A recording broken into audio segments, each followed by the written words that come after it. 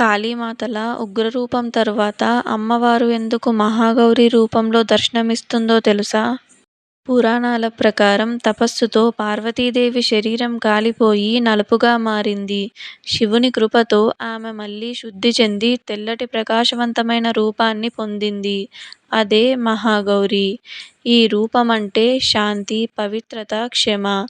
కాళీమాత చెడును నాశనం చేస్తే మహాగౌరి మనసును శుభ్రం చేస్తుంది.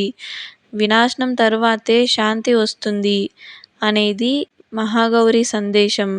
ఇలా అమ్మవారి శక్తి, శాంతి రూపాలను చూశాం. కానీ ఈ శక్తి పూర్తిగా అనుభవించాలంటే ఆమెతో ఏకమై ఉన్న పరమశివుని గురించి తెలుసుకోవాలి. శ్రీ మల్లేశ్వరుడి మహిమలు ఏమిటి? శ్రీ కనకదుర్గమ్మ కథకి ముగింపు ఎలా వస్తుందో రేపటి చివరి వీడియోలో తెలుసుకుందాం. ఇలాంటి దేవాలయ మరియు పురాణ కథలు తెలుసుకోవాలంటే మన ఛానల్ని సబ్స్క్రైబ్ చేసుకోండి.